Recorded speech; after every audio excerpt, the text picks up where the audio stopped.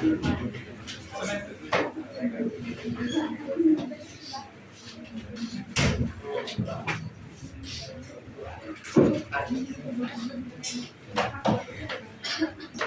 we'll begin.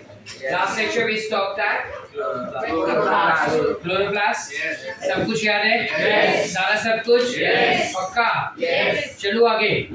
वीर, chloroplast में कितने कौन से टाइप के राइबोसोम्स होते हैं? 70 पक्का? क्यों?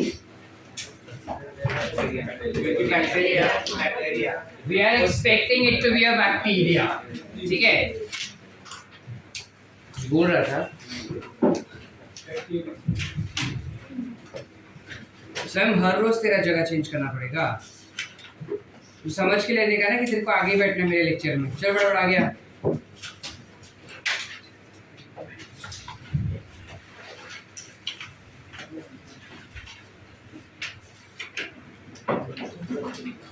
खून करेगा मेरा. क्या खुन्नस पे देख रहा मेरे को. ये वाले स्वयं को आगे बुलाया है. चलो. So when we talk about next content, you have something called as mitochondria. नाम तो सुना है. राइट. मार्कर से लिखते हैं तुमको. वो लिखता है. नीचे क्या हुआ? नीचे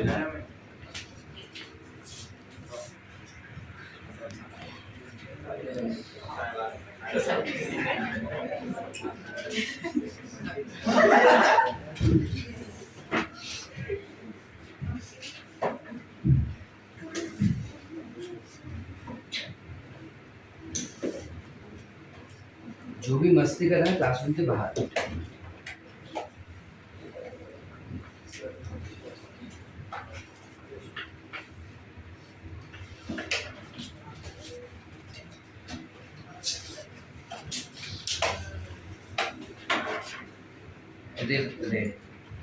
कर लेंगे इसे. Yeah, so when we come for the next thing, which is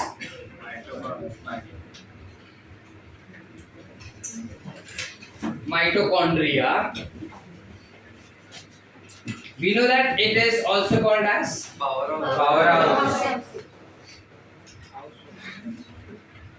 powerhouse of cell. That is because it is responsible for ATP production या फिर ATP synthesis करता है. How will it produce ATP? हम जो भी खाना खाते हैं जब वो सेल्स के अंदर एब्जॉर्ब होता है, once it gets absorbed in the body cells, within the cells it gets broken down for production of ATP. Cells के अंदर वो खाना जो है वो ब्रेक डाउन किया जाता है ATP प्रोडक्शन के लिए, जिसे हम कहते हैं सेल्यूलर रेस्पिरेशन. तो जब सेल्यूलर रेस्पिरेशन होता है उसमें दो प्रोसेस होता है. एक तीन होता है एक्चुअली. एक होता है ग्लाइकोलाइसिस जो साइटोसोल में होगा. We know what is cytosol? Yes और no? Yes. What is cytosol सृष्टि?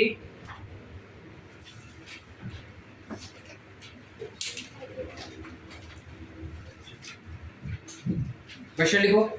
हमने फिर नो द आंसर. स्टैंड. बाकी सारे क्वेश्चन लिखो. Quickly write down the question. What is cytosol?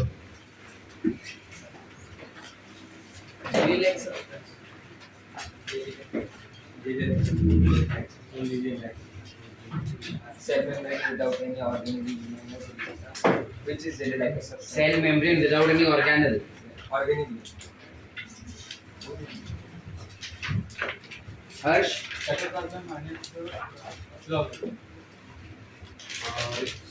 Jelly like substance.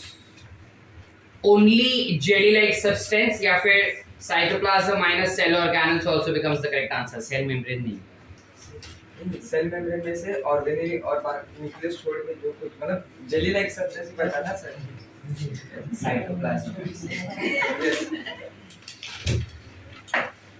से बाकी सारे क्वेश्चन लिखे. Mansi, what do you mean by cytoplasm? पहले तो खड़े हो जाओ. What do you mean by cytoplasm? बिना बुक में देखे बोलेगे तो मुझे ज्यादा पसंद आएगा. हाँ? What do you mean by cytoplasm?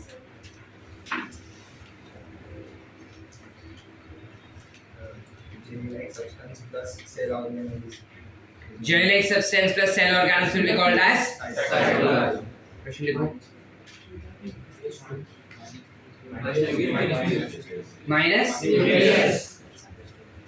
Sit.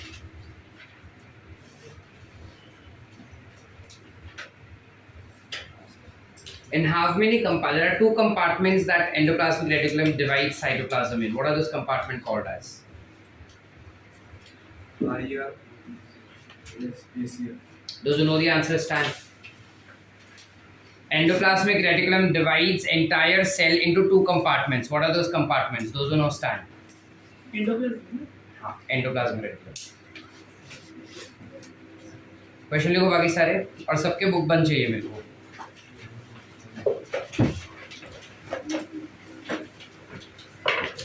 Quickly write down the question. फटाफट. Yes, yes. RER and ACR. Luminal extra. Luminal extra. What? Double question. Fresh make the Endoplasmic reticulum divides the entire cytoplasm into two parts. What are those two parts? There are two compartments. Lumina and Okay. CIS. TA. Strain. चुप रह सकते हैं बाकी सारे लोग. Spelling and the CI. TR. Strain. Luminal extra. Luminal extra. Luminal extra. Human extra. It's luminal and extraluminal. जो वाला answer दिया क्वेश्चन लिखो. Sit. स्वयं खड़ो. What type of ribosomes do we see on smooth endoplasmic reticulum?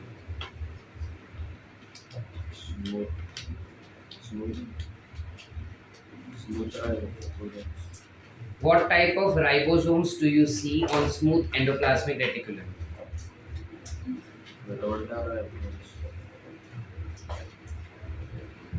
They do not have ribosomes. Amay khado. Amay, what do you understand by thylakoids?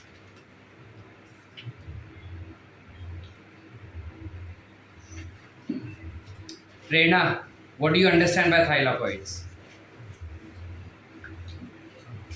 Sai. Sara. Sara.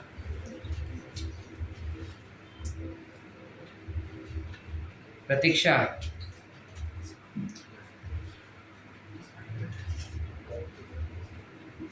हो गया question को दोनों जो. Pushkar, what do you understand by thylakoid? Those who know the answer stand. बाकी सारे question लिखो जो खड़े हैं वो भी. Those who know stand.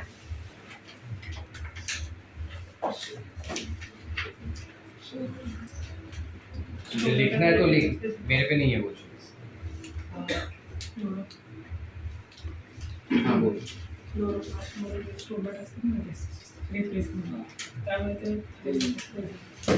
बोल रहा है ना, तुझे आता था तुझे खड़े रहना चाहिए था. Please pay us for the chloroplast movie. Sat on the stomach, मैंने लोकेशन नहीं पूछा. Number of organized flattened cell. Number of Organized flattened organized flattened cell. sac. Base of chloroplast. Base of chloroplast. Base of chloroplast is thylakoid. Question मत लिखो. Question. तू location बोला, मेरे को location नहीं चाहिए था. Sit.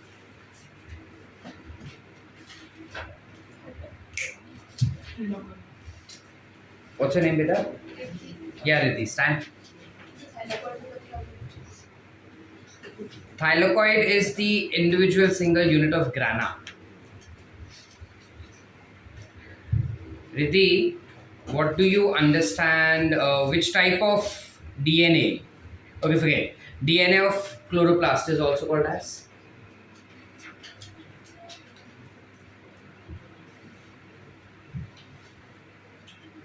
Those who know stand. DNA of chloroplast is also called as. Question लिखो सबके सब.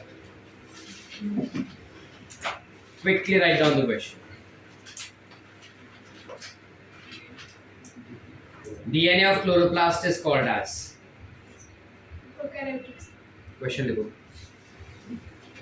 It's plastidome.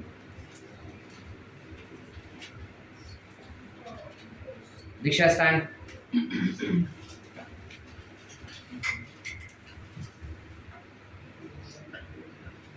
SER is formed from. Smooth endoplasmic reticulum is formed from. किससे? Those who know stand. बाकी सारे क्वेश्चन लिखो. Question. Smooth endoplasmic reticulum is formed from. Yes, I. Asita. Arya. Arya. Arya. Arya कुछ अलग बोलना है या सेम है? Same. Sit. How many of you did not revise and sit today? Stand.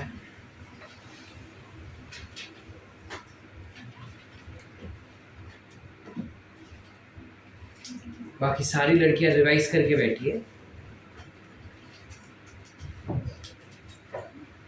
Rest all the girls have revised and sat for today's lecture. And that is the reason we did not knew the answers of most of the question.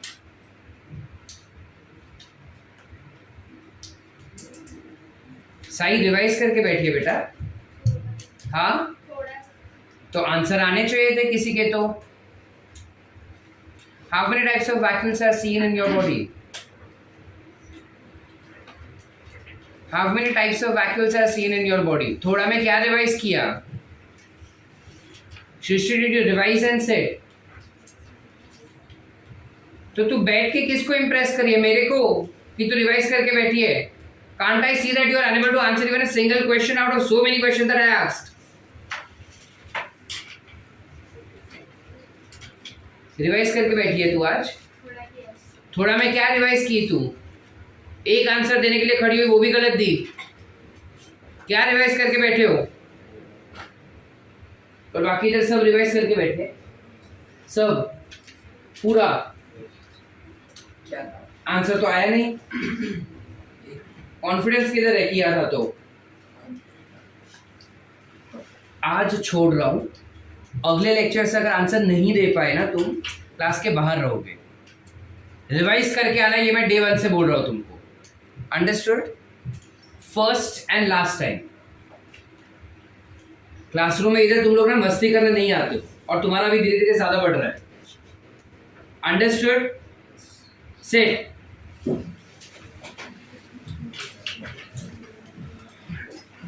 Out of multiple other organs. So last lecture, previously we got done understanding about endomembrane system. Plus we also studied about plastids. Today we go with another organelle which is called as mitochondria. Mitochondria is also classified as powerhouse of cell, which is it is responsible for production of ATP. ये चीज हम बचपन से पढ़ते आ रहे हैं, कुछ नया नहीं अपने लिए. Now जब वो ATP प्रोड्यूस करता है तो किस तरीके से प्रोड्यूस करता है? So generally you can have aerobic respiration in your body. Yes or no? Yes. हमारे बॉडी में aerobic respiration होता है. Most of the plants में भी aerobic respiration होता है. जब aerobic respiration होता है, we've already discussed this earlier foundation के टाइम पे कि aerobic respiration जो है वो 3 स्टेप पे होता है. What are those? First is glycolysis, Krebs cycle and electron transport chain. Yes or no? Yes. So glycolysis takes place in cytosol. What is cytosol? A jelly-like substance which do not have any organelles in it. Yes or no? Yes. So within the cytosol you will have glycolysis occurring, but rest of the two processes will occur in mitochondria. And what are those two processes? So you have something called as Krebs cycle which basically takes place in the matrix of mitochondria, and then you have something called as electron transport system, which takes place in the inner membrane. Now when I use term inner membrane, जब मैं inner membrane बोल रहा हूँ तो इससे अकल में दिमाग में अकल चमकना चाहिए अपने को, या दिमाग चमकना चाहिए अपना कि इनर मेम्ब्रेन यानी कि इसके पास एक मेम्ब्रेन होगा क्या? नहीं, एक से ज्यादा है। अब एक से ज्यादा मतलब कितना? So this will be double membrane. This is a double membrane structure. Are we clear? Yes. It will be a double membrane structure where the outer membrane is smooth, whereas its inner membrane will be folded, and that folds is called as cristae. You call it as cristae. It is called as cristae. अच्छा, endoplasmic reticulum के folds को क्या कहते थे? हमने फिर know the answer stand. Endoplasmic reticulum के folds को हम क्या कहते हैं? Those who know stand. बाकी सारे क्वेश्चन लिखो चलो फटाफट क्विकली। ये सारी थी।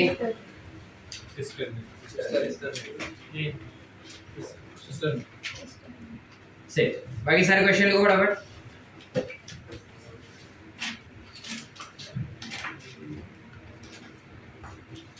So you have cistern for there, and here you call it as cristae. You call it as cristae. Going ahead, जब हम माइटोकॉन्ड्रिया के बारे में बात करेंगे ना, ये माइटोकॉन्ड्रिया के पास भी this will also possess double stranded and circular DNA, plus it also has ribosomes. It will also have ribosomes. ठीक है, सारा किस टाइप का राइबोसोम होगा बेटा? माइटोकॉन्ड्रिया के पास किस टाइप का राइबोसोम होगा? 70 या 80? Why 70? It is also a kind of bacteria. ठीक है, ये हम अज्यूम कर रहे हैं, हम लिखते समय को नहीं लिखेंगे कि माइटोकॉन्ड्रिया इज बैक्टीरिया करके। We are assuming it to be a bacterial cell, and that's why it has 70S. Now, जब तुम अलग अलग रेफरेंस बुक्स सॉल्व करोगे तब उन किसी रेफरेंस बुक्स में लिखा गया है कि ribosomes of mitochondria is of 55S। 70S नहीं दिया, वहां पे दिया 55S। तो हम क्या मार्क करें सर, 70S या 55S? हमारे 11th के बिगनिंग में मैं बता चुका हूँ कि एनसीईआरटी हमारा बाइबल है, एनसीईआरटी ही हमारा भगवान। वो बोला 70 तो हम मार्क करेंगे 70। हमारा गवर्नमेंट टेक्स्ट बुक 70 ही बोलता है तो हम क्या मार्क करेंगे 70। सो राइबोसोम्स माइटोकॉन्ड्रिया के किस टाइप के होंगे 70। अगर कोई बुक अपने को 55 बोल रहे तो वो गलत है, समझा कि नहीं समझा? चले आगे। चलो फर्दर, राइबोसोम्स का जो नंबर रहेगा एक सेल के अंदर, that will keep on varying. So number of mitochondria within a cell may vary, अलग अलग हो सकता है। जैसे किसी सेल में it might be 50, जबकि किसी सेल में it might be 50,000 or even more than that, समझा? किसी सेल में सिर्फ 50 माइटोकॉन्ड्रिया हो सकते हैं, लेकिन किसी सेल में 50,000 से भी ज्यादा हो सकते हैं। ठीक है, तो कोई फिक्स रेशियो नहीं है, डिपेंडिंग ऑन कि वो सेल कितना एक्टिव है, वो सेल कितना काम कर रहा है। On that basis number of mitochondria will keep on changing. ठीक है, लाइक फॉर एग्जांपल, अगर मेरा सेल कोई एक पर्टिकुलर सेल है जो बहुत कम काम कर रहा है तो उसमें माइटोकॉन्ड्रिया कम रहेगा, लेकिन अगर मैं मेरे लिवर सेल का बात करूं वो कॉन्स्टेंटली काम कर रहा है तो उसका जो माइटोकॉन्ड्रिया का नंबर रहेगा वो कंपैरेटिवली ज्यादा रहेगा। सबसे ज्यादा दुनिया में कौन से सेल के पास होता है सर? सबसे ज्यादा बर्ड्स के जो मसल्स होते हैं ना विंग्स के अंदर, बर्ड्स के विंग्स में जो मसल्स होते हैं उन मसल्स में सबसे भारी मात्रा में माइटोकॉन्ड्रिया देखने मिलते हैं। ठीक है, हमें ऐसा क्यों अपना स्वयं ऐसा क्यों होगा? दैट्स बिकॉज वो एंटी ग्रेविटी है, ग्रेविटी के अगेंस्ट उड़ रहा है और हवा के भी अगेंस्ट जा रहा है, तो उसको एनर्जी ज्यादा लगेगा ना, and for that reason it has maximum mitochondria there. Are we clear? Yes. Everyone? Yes. Any doubts? No. चलो आगे. Yes. आवाज. Yes. Going ahead. Let's go for the structure of mitochondria. Okay. So because of this, it is pretty obvious that we will classify it to be as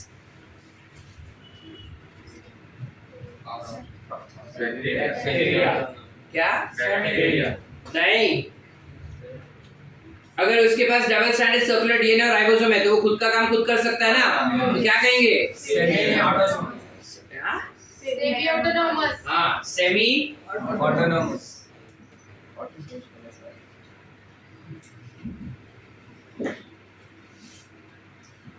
नशा थोड़ा कम किया कर, नाम याद रहेगा. So when we talk about semi-autonomous, what do you understand by semi-autonomous? Self-replicating. ये अपना protein खुद बनाता है और जब चाहिए तब वो अपने आप को मल्टीप्लाई कर सकता है. क्यों?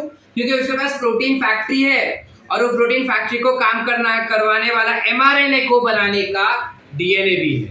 तो वो जब चाहे तब खुद अपना प्रोटीन बना सकता है और अपने आप को मल्टीप्लाई कर सकता है. And thus you classify to be as semi-autonomous. You classify to be as semi-autonomous. So हमने अब तक दो ऑर्गेनेल पढ़े जो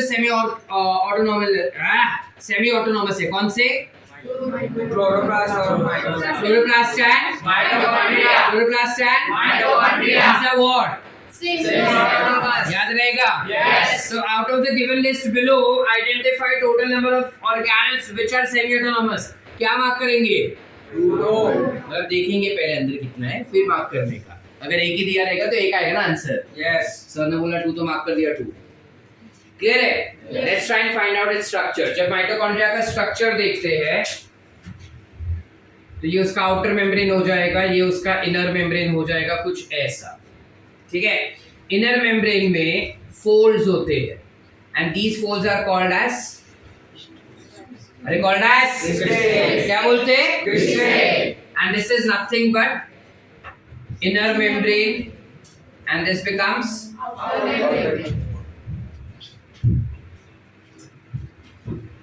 करेक्ट. Yes. इसके अलावा इसका इनर मेम्ब्रेन में फोल्ड्स होते हैं. Why do they have fold? जो इनर फोल्ड्स है that is for increasing, it is to increase the surface area. Surface area increase करने से क्या फायदा है सर? सरफेस एरिया जब बढ़ जाएगा ना तो इनर मेम्ब्रेन में ये जो लॉलीपॉप जैसा स्ट्रक्चर है वो ज्यादा लग पाएंगे. इससे हमारा क्या फायदा सर? जब लॉलीपॉप लाइक स्ट्रक्चर ज्यादा होंगे तो ये स्ट्रक्चर एटीपी बनाते हैं. तो जितना ज्यादा लॉलीपॉप लाइक स्ट्रक्चर उतना ज्यादा एटीपी बनेगा. Yes. Yes or no? Yes. And that's why inner membrane of mitochondria is folded. Understood? Yes. क्या नहीं समझा? समझा. तो नंबर ऑफ माइटोकॉन्ड्रिया भी काउंट करता है प्लस फोल्ड कितना है वो भी काउंट करता है कि एटीपी कितना बनाया जाएगा. ठीक है? कैसे बनता है एटीपी इसके अंदर वो जब रेस्पिरेशन चैप्टर में पढ़ेंगे तब पता चलेगा. ठीक है? अभी फिलहाल के लिए this lollipop like structure is called as what? You call it as F1 particle or you can also call it as oxysomes. You can call it as F1 particle or you can call it as oxysomes. What does this F1 stand for? F stands for what? So F basically stands for the scientist who discovered it, which is Fernandez and Morgan. Actually Moran. Fernandez and Moran. Are we clear? Yes or no? Yes. समझा? Yes. कि नहीं समझा? समझा. ये तो scientist ने discover किया था कि ऐसा कुछ लॉलीपॉप जैसा स्ट्रक्चर होता है माइटोकॉन्ड्रिया के इनर मेम्ब्रेन में जहां पे एटीपी का सिंथेसिस किया जाता है, which is nothing but जहां पे इलेक्ट्रॉन ट्रांसपोर्ट चेन परफॉर्म किया जाएगा. Are we clear? Yes. Everyone? Yes. चलो आगे. Yes. Am I going fast? No. Okay, चलो. इसके अलावा ये अंदर वाले रीजन को हम क्या कहेंगे? दिस विल बी, जोर से बोल, Matrix. This will be matrix. And matrix will have some structures like this. ये क्या हो गए?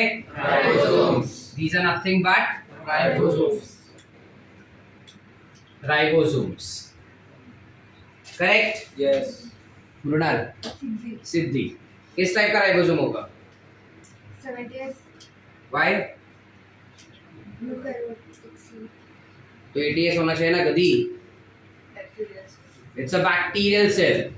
So लेकिन आप तो यूकैरियोट सेल पढ़ा रहे हैं. We are assuming it to be a bacterial cell. सिद्धि किधर है तू? अभी चिल्ला के उसको उसी बात पे डाटा मैं. बारिश में क्या हम सस्ता नशा करने लगे सब? हाँ? Alright. Apart from that, it will also have some double-stranded circular structure. क्या है ये? DNA. You got it as? DNA. You got it as? DNA. अच्छा इसको मैं प्लास्टिडोम कह सकता हूँ? नहीं. क्यों? वो सिर्फ प्लास्टिड्स के डीएनए को प्लास्टिडोम कह सकते हैं. ये प्लास्टिड थोड़ी है, इसलिए इसको हम प्लास्टिडोम नहीं कह पाएंगे. इसके अलावा यहाँ पे बीच में स्पेस दिख रहा है. आउटर और इनर मेम्ब्रेन के बीच में स्पेस है. Can you see that? Yes. This space that you see is also called as perimembrane, or you call it as perimitochondrial space. Are we clear up till here? Yes. Everyone? Yes. ये F1 particle को अगर हम थोड़ा और zoom करें तो वो कुछ ऐसा दिखाई देगा. ठीक है, जहां पे this will B its head. इसे हम कहते हैं स्टॉक. स्टॉक यानी डंडी. तो ये डंडी जैसे ही दिख रहा है ना, Yes. और उसका डंडी अंदर गड़ा हुआ है उसके एक रीजन में. इसे हम कहेंगे बेस, जो एक्चुअली इनर मेम्ब्रेन होता है. ठीक है. क्या वो बीमार आदमी जाग रहे क्या? पक्का? बेस को हम कहते हैं F0 और हेड और स्टॉक को मिला के हम कहते हैं F1. तो together you also call it as F1 F0 particle या F0 F1 पार्टिकल. ठीक है, you call it as F0 F1 particle या F1 F0 particle. It's the same thing. Clear है?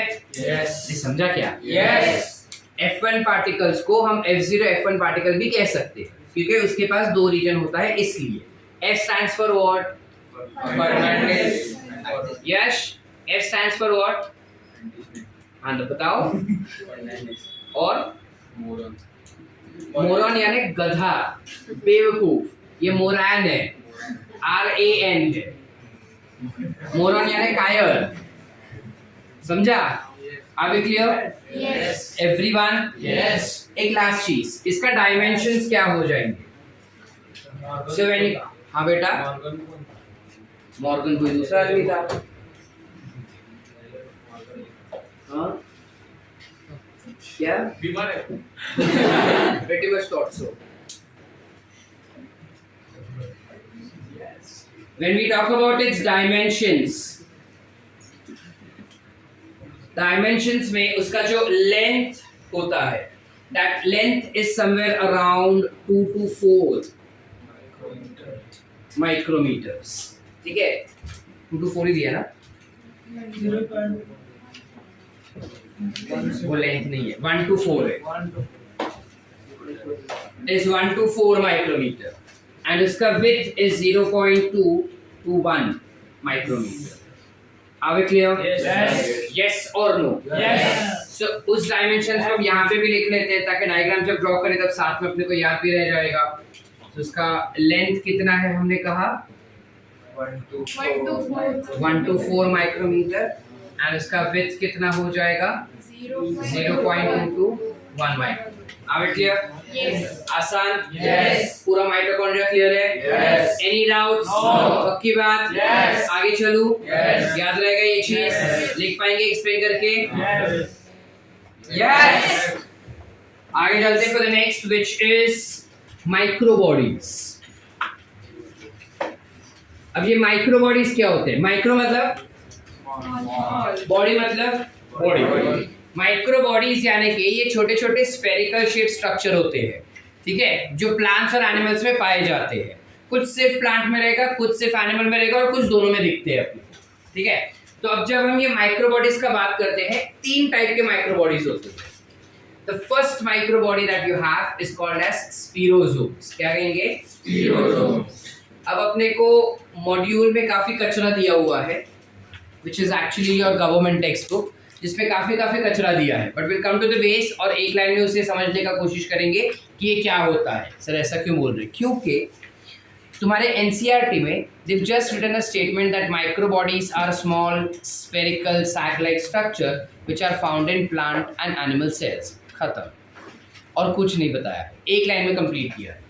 But we need to know in detail कि ये exactly क्या होते हैं, क्योंकि आगे जब हम दूसरे चैप्टर्स पढ़ेंगे उनमें ये सारी चीज़ें डिटेल में एक्सप्लेन की जाएगी। तो हम अभी पढ़ रहे हैं साथ में, तो पढ़ लेते हैं वो चीज़ ताकि आगे अपने को रिवाइज हो जाए। ऑलराइट, सो स्फीरोसोम्स क्या होते हैं? स्फीरोसोम्स स्फीयर शेप के रहेंगे। स्फीयर गोल बॉल शेप का रहता है, ठीक है। स्फीरोसोम्स क्या काम करता है? It is responsible for storage and synthesis of fatty acids. वो फैटी एसिड्स को सिंथेसाइज भी करता है और स्टोर भी करता है। यही फैटी एसिड्स फिर आगे जाता है एंडोप्लाज्मिक रेटिकुलम में, which is smooth endoplasmic reticulum, और वहां जाके क्या बनाएगा? ये लिपिड्स। क्या बनाएंगे? Lipids. Lipids are composed of fatty acids, ठीक है। तो क्या होता है, ये फैटी एसिड्स स्फीरोसोम्स में बनाए जाएंगे और बाद में यही फैटी एसिड्स ट्रैवल करेंगे टू स्मूथ एंडोप्लाज्मिक रेटिकुलम, जहां पे ये बनाए जाते हैं into lipids. Synthesis of lipid. they will be performing lipid synthesis का function. Are we clear? Yes. Can I go ahead? Yes. Sure. दूसरा क्या होता है? दूसरा एक और है ऑर्गेनेल जिसे हम कहते हैं ग्लायोक्सिसोम्स। ग्लायोक्सिसोम्स क्या काम करते हैं? Glyoxysomes are responsible for oxidation of fatty acids. They are responsible for oxidation of fatty acids. यानी ये जो fatty acids बनाए गए हैं उसका oxidation होता है. This happens only in plants, and thus glyoxysome is seen only in plants, not in animal cells. ठीक है? अच्छा, ये काम क्या कर रहा है glyoxysomes? Oxidation of fatty acids. Oxidation यानी ऑक्सीजन ऐड करना या फिर हाइड्रोजन रिमूव करना। तो जब फैटी एसिड्स में ऑक्सीजन ऐड किया जाएगा या फिर हाइड्रोजन रिमूव किया जाएगा तो उसे हम कहेंगे oxidation. So here what happens is lipids को डायरेक्टली ब्रेक डाउन करना काफी डिफिकल्ट होता है, फैटी एसिड्स को डायरेक्टली ब्रेक डाउन करना डिफिकल्ट होता है। फैटी एसिड्स दो टाइप के होते हैं, एक होते हैं सैचुरेटेड, एक होता है अनसैचुरेटेड। Unsaturated यानी कि they will have double or triple bond between the carbon. Yes. Saturated यानी they will have single bond. Single bond वाले को तोड़ना काफी difficult हो जाता है, लेकिन double और triple को हम आसानी से तोड़ सकते हैं। How? With the help of oxidation. Understood? Yes. क्या नहीं समझा? अगर double bond हुआ तो एक bond तोड़ के हम उसको ऑक्सीडाइज करवा सकते हैं, लेकिन अगर सिंगल बॉन्ड ही हुआ तो उसका ऑक्सीडेशन पॉसिबल नहीं होता या उसका ब्रेकडाउन आसान नहीं होता है।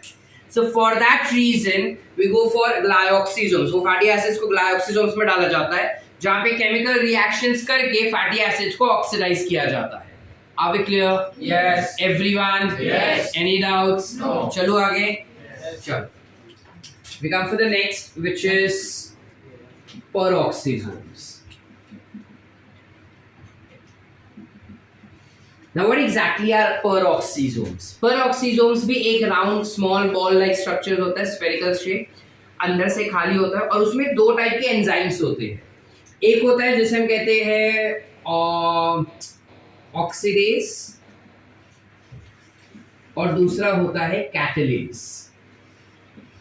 अब सीन क्या होता है, हमारे बॉडी में काफी सारे, हमारे एज वेल एज प्लांट के बॉडी में काफी सारे अलग अलग टाइप के नाइट्रोजनस वेस्ट प्रोडक्ट बनाए जाते हैं।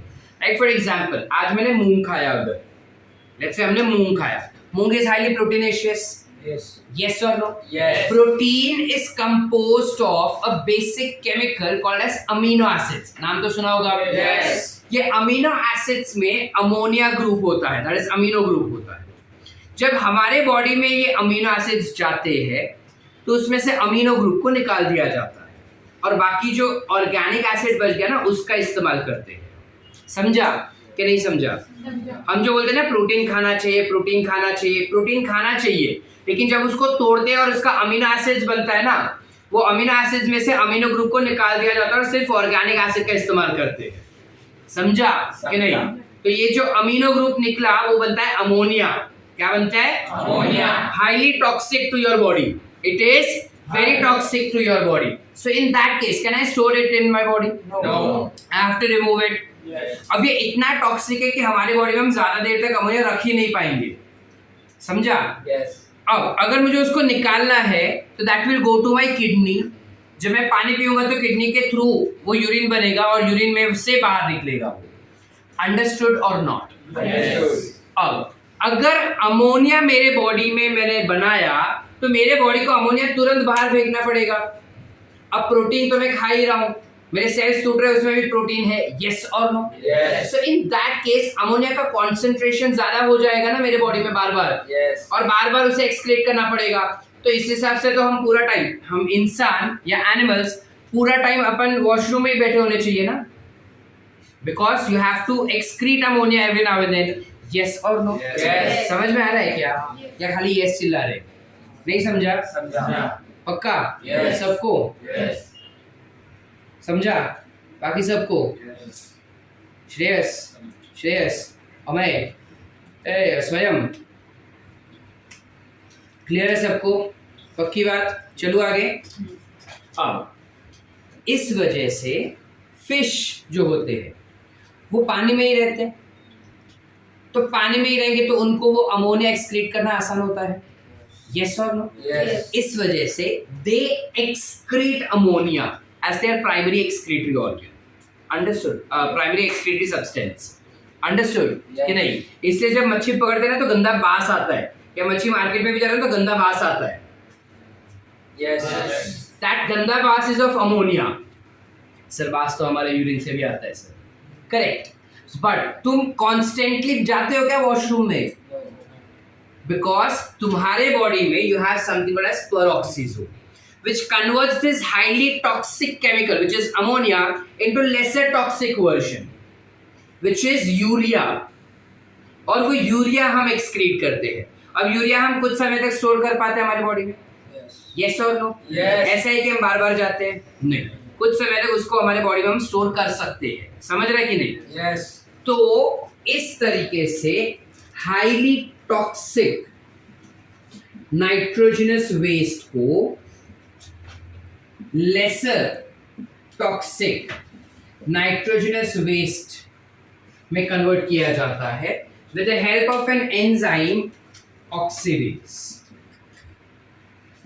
ऑक्सीडेज एंजाइम जो होता है वो हाईली टॉक्सिक नाइट्रोजनस वेस्ट को लेसर टॉक्सिक नाइट्रोजनस वेस्ट में कन्वर्ट कर सकता है। Are we clear? Yes. Everyone? Yes. With the help of enzyme what? Oxidase. अच्छा, ऑक्सीडेज एंजाइम यूज किया हमने, दीक्षा ध्यान इधर चाहिए। ऑक्सीडेज एंजाइम यूज किया हमने, तो कौन सा प्रोसेस हुआ ये? Oxidation. Very good. क्या हुआ ये? Oxidation. So by the process of oxidation, I am converting a highly toxic nitrogenous waste into lesser toxic. But इसमें एक दुविधा हो जाता है। क्या होता है हमें? जब ये लेसर टॉक्सिक बनाता है ना, तब साथ में वो H2O2 भी बनाता है। You know what is H2O2? Hydrogen peroxide. क्या ये? Hydrogen peroxide. ये तो क्लियर कट पॉइजन है। अगर किसी को मरना रहेगा और इसका एक बूंद भी बॉडी में गया ना, वो मरेगा ही मरेगा। समझा? Yes. Highly toxic. अब ये बूंद क्या है? ये तो बना ही रहा है हमारा बॉडी। हम तो नहीं मरते रोज, ना पैरालिसिस होता है, ना कुछ अबनॉर्मलिटी। ऐसा क्यों? क्योंकि जैसे ही ये बनता है हमारे पास एक और एंजाइम है, कैटलिस्ट। कैटलिस्ट क्या करता है? इस H2O2 को तोड़ देता है इनटू वाटर प्लस ऑक्सीजन। समझा? Yes. कि नहीं समझा? कौन कर रहा है ये? Catalyst. तो फाइनल प्रोडक्ट क्या बचता है? Water plus oxygen. And that's why this does not stay in your body and you do not die. आप भी क्लियर? Yes. करते हैं Yes. कि नहीं? पेरोक्सिसोम्स में क्या हुआ? टॉक्सिक नाइट्रोजनस वेस्ट को लेसर टॉक्सिक में कन्वर्ट किया गया with the help of oxidation reaction. Enzyme क्या है? Oxidation. समझा कि नहीं? ये ऑक्सीडेज एंजाइम ने लेसर टॉक्सिक वर्जन में बनाया उसको, लेकिन इसमें प्रॉब्लम क्या हुआ कि जब वो लेसर टॉक्सिक बना रहा है तो साथ में एक और चीज बना रहा है व्हिच इज H2O2, वो तो इससे भी ज्यादा पॉइजनस है। इसका क्या किया जाए? Break down. कैसे करेंगे? विद द हेल्प ऑफ काटा, so it will be catalyst. इसको काट रहे हैं ना, that becomes catalase, catalase, clear है? Yes. Understood? Yes. And it gives you water plus oxygen. Any doubts? No. Clear है? Yes. अब इस पे ना अपने को नीट में ऐसे प्रोमिनेंटली क्वेश्चन कभी पूछे नहीं गए। क्वेश्चन बार बार खाली एक ही पूछा गया है कि पेरोक्सिसोम्स में कौन से एंजाइम्स होते हैं, पेरोक्सिसोम्स में कितने एंजाइम्स होते हैं, हाइड्रोजन पेरोक्साइड किधर बनता है, कैटलिस्ट क्या काम करता है, बस यही पूछते हैं।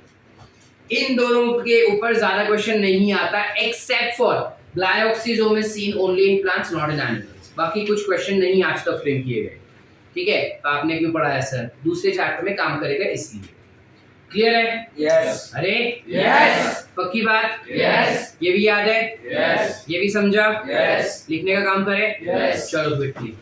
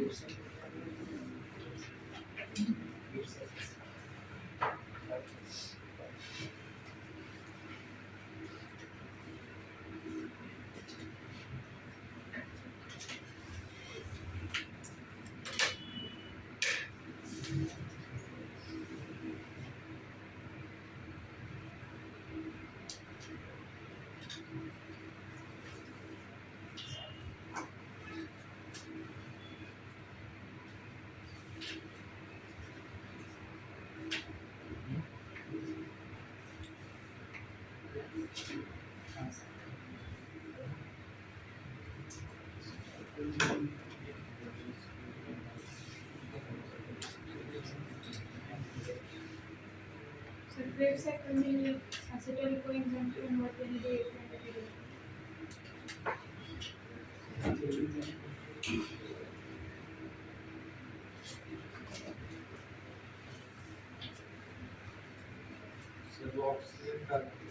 क्या बेटा? Oxygen It will be utilized. 29 temperature कितना ठंडा लग रहा है वर्षी क्या था? लग रहा है ठंडी नहीं लग रहा है? बहुत लग रहा है ना गर्मी ठंडी। अरे वो इनमें बस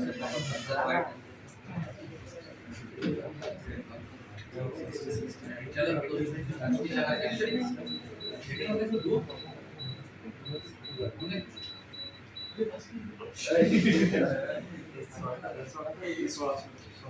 कूल डाउन होने के बाद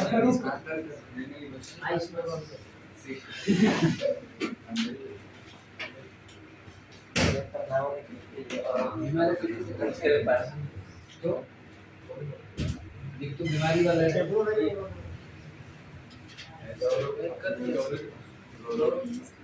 तो किस खुशी में रखा है इसको? ये रखा था बोलता अपने पास तो तेरे को बोलने को नहीं होता कि उधर रखो अपना प्रॉपर्टी नहीं है करके। हाँ पर तेरे को उस तू रखा है कि तेरे पास? अभी टेम्परेचर कम किया इसको बोला होगा किसने कम किया? क्यों? Who gave you that permission? Who gave you that permission? फिर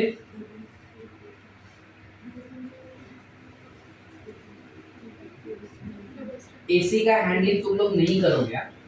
तुमको जो भी टेम्परेचर चेंज करना है, कम करना है, बढ़ाना है, जो भी करना है, you guys are not handling it. तुम स्वप्निल भाव को बोलो या सचिन भाव को बोलो या प्रोफेसर जो है उसको बोलो, तुम मत करो कुछ भी एसी के साथ।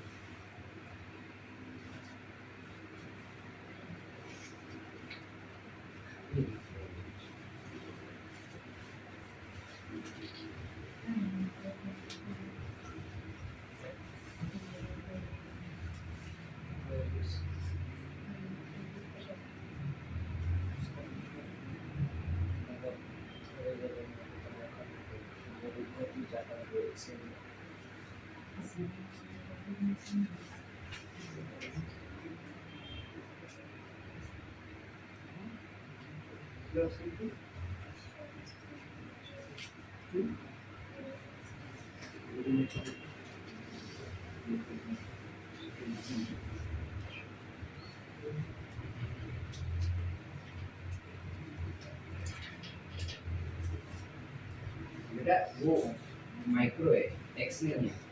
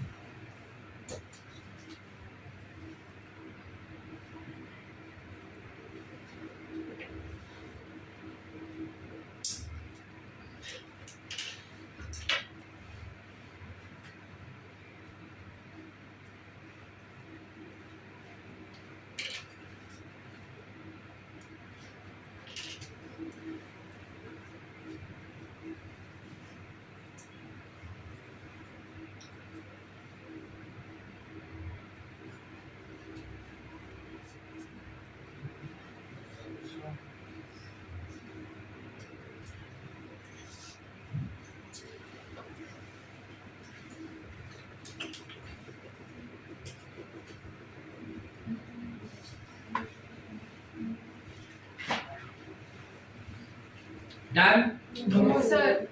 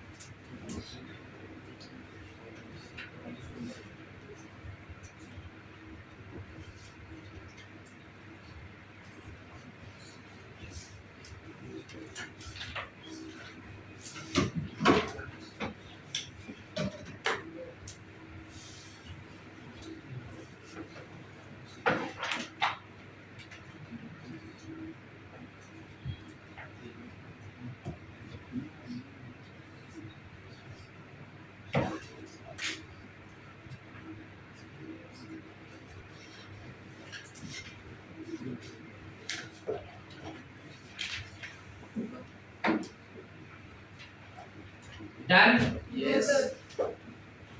Can I erase the first part? Yes.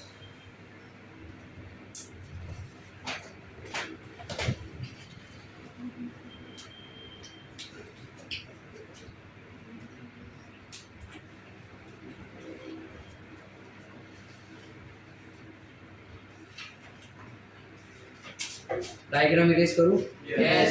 सबका हो गया? Yes.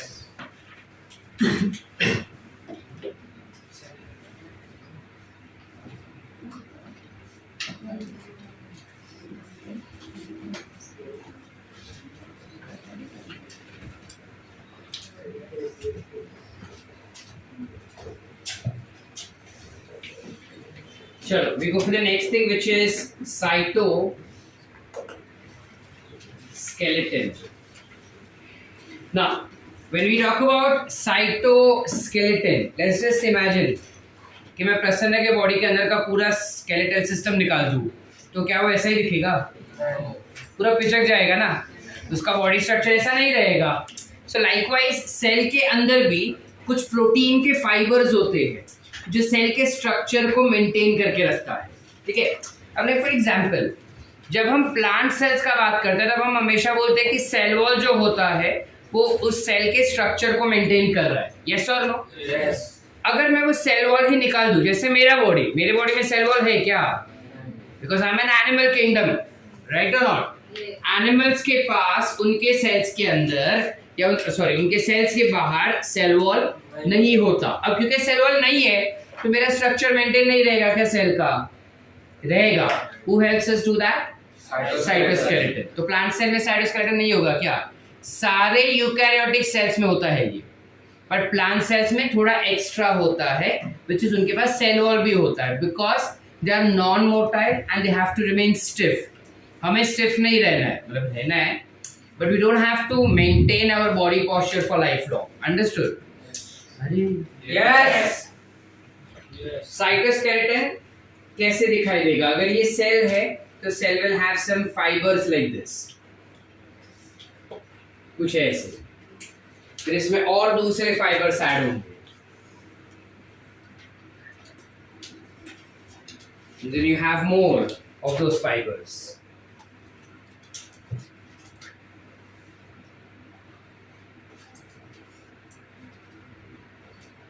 Somewhat like this. So 3 fibers होते हैं basically, which together are responsible for acting as cytoskeleton. So let's try to understand.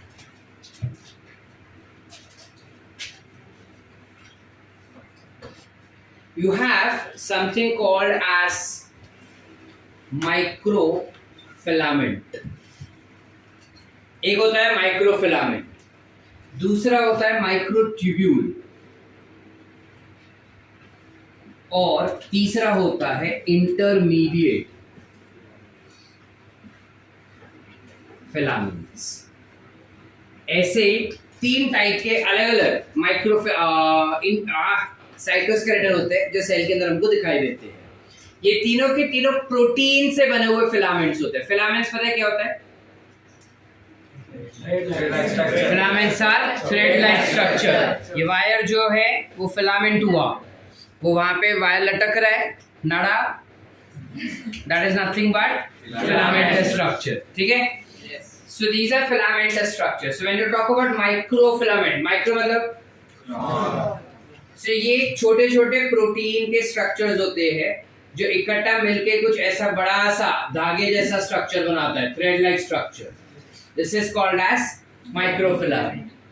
So what protein is it composed of? So it is composed of a protein called as actin. Actin नाम का एक protein होता है जो इस microfilament के structure को बनाता है। Are we clear? Yes. Everyone? Yes. ये अगर ध्यान से देखोगे तो it is rigid and tough. इसका डायामीटर,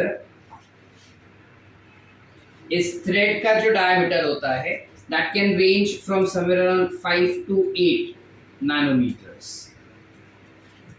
5 to 8 nanometers, यानी अब तक हम माइक्रोमीटर पढ़ रहे थे, अब माइक्रोमीटर से भी नीचे आए, we are going towards nanometers.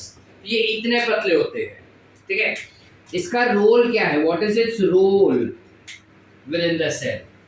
So its major role is to provide contraction of a cell and bring it back. That is changing the shape. So contraction and relaxation में वो help करता है। Like for example, amoeba देखा है हमने? Yes. Amoeba के सामने अगर ऐसा कुछ खाना रखा रहेगा तो amoeba will change its shape. It will make it shape like this. बाद में उसको engulf कर लेगा वो, फिर उसका शेप चेंज हो जाता है। तो ये पूरा शेप चेंज करना मतलब उसका सेल जो है वो इलोंगेट करना, तो उसके लिए माइक्रोफिलामेंट काम आएगा। इलोंगेट करके उसको नैरो डाउन करके वापस अपने पास लाना, उसके लिए माइक्रोफिलामेंट काम करेगा। समझ रहा है कि नहीं? Yes. जब सेल्स डिवाइड होते हैं माइटोसिस के टाइम पे, तो you have a cell which is present जो इनवर्ट फोल्डिंग करता है और इनवर्ट फोल्डिंग करके टूटेगा। तो सेल मेम्ब्रेन को अंदर की तरफ खींचने के लिए कौन हेल्प करता है? Microfilament. अंडरस्टूड कि नहीं? अरे Yes. अमय क्या कर रहा है? इधर ध्यान दे। माइक्रोफिलामेंट क्लियर है? Yes. नहीं समझा? हाँ तो फिर हाँ कौन बोलेगा? समझा क्या नहीं? Yes.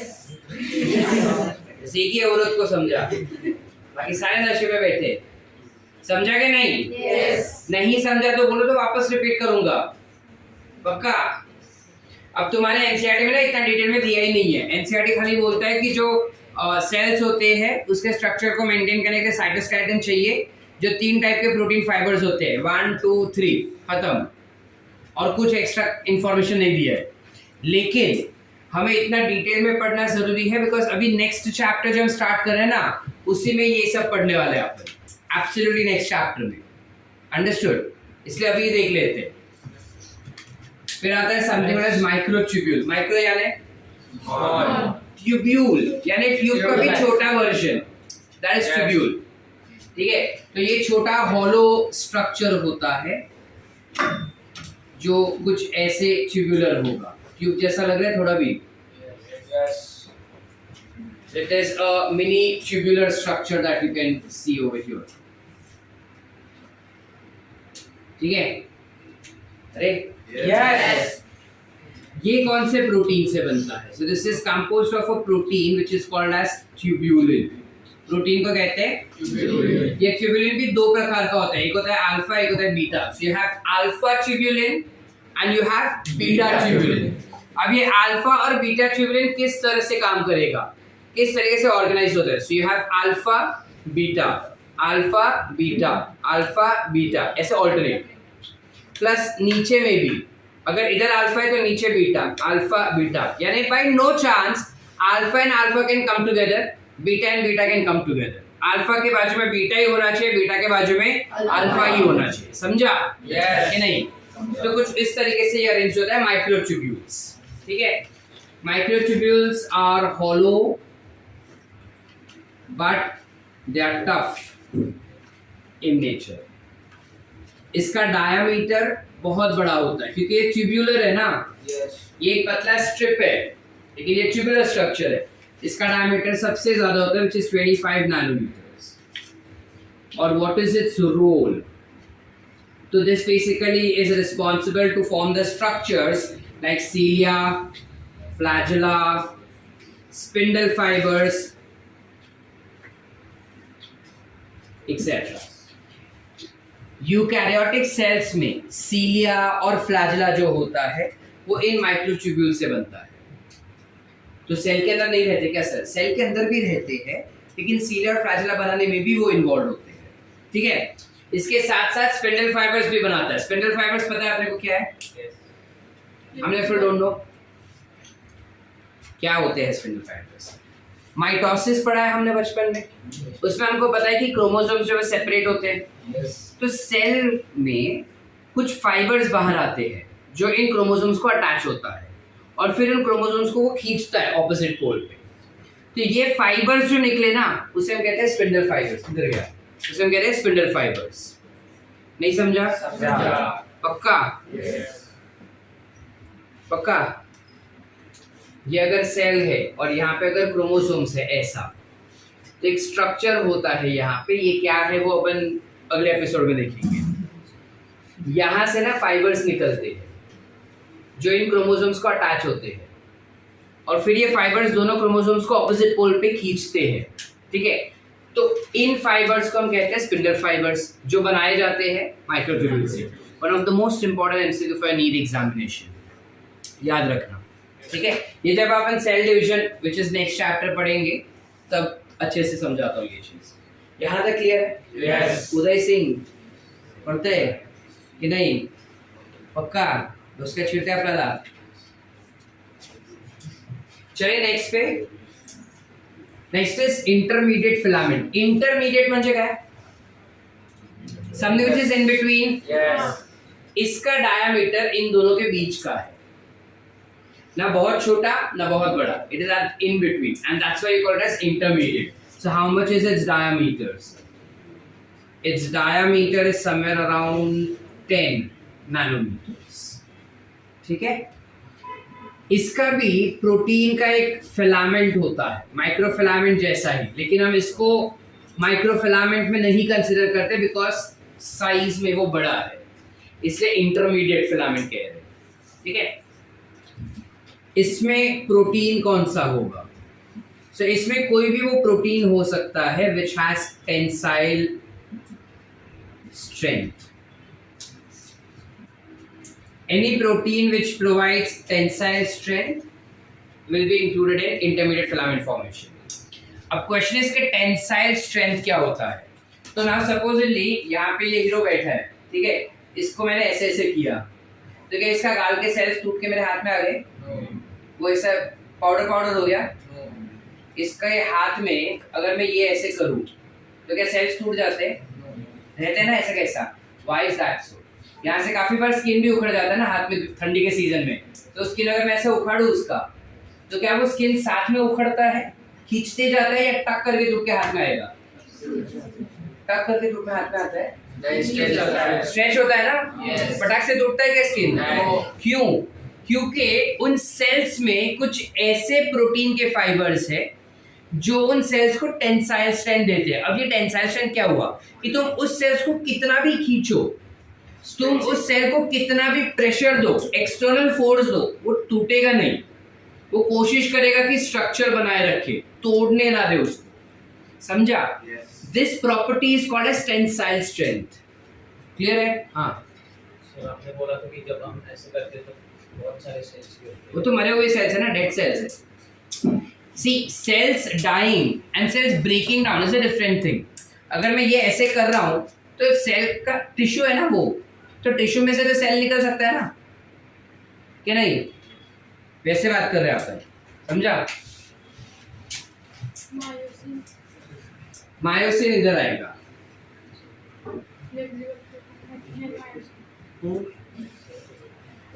हाँ, actin and myosin both are contractile proteins.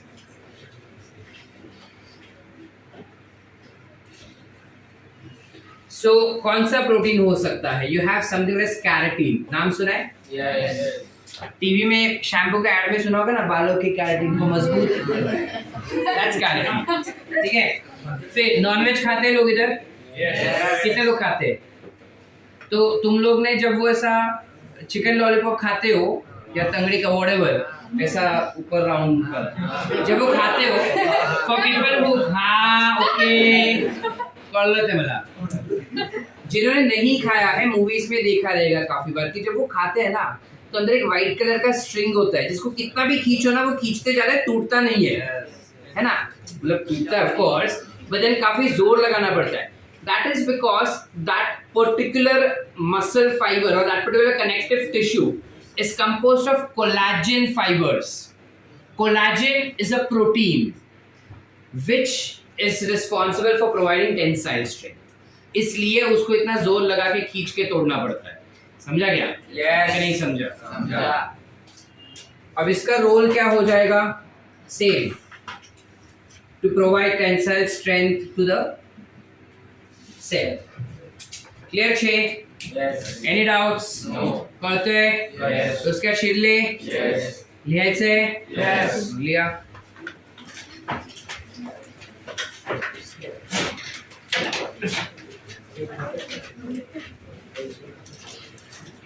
हाँ श्रेयस, क्या हो गया बेटा?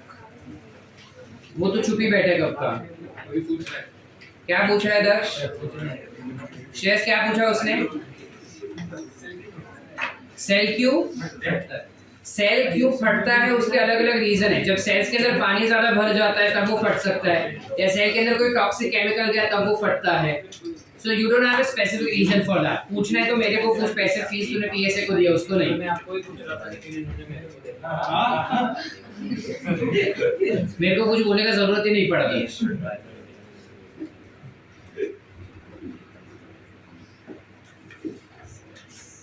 क्या हुआ स्वयं? गौरव क्या पूछ रहे थे उसको?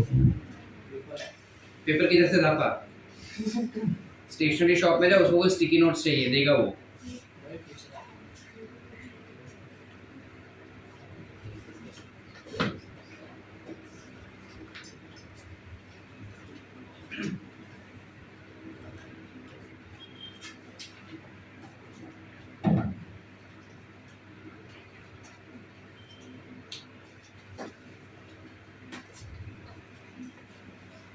So next week when we meet back again, अगले एपिसोड में which is on Monday, हमारे सिर्फ दो चीजें बाकी है, which is cilia flagella and we have nucleus. ये दो चीज ही बाकी है सिर्फ हमारा. So next week when we meet back again, we will wind up with this chapter. Mostly हमारा ये chapter next week complete हो जाएगा. So chapter completion as well as MCQ discussion हम next week करने वाले. ठीक है? Next week I am expecting you guys to revise and sit for the lecture. Now. Yes, sir.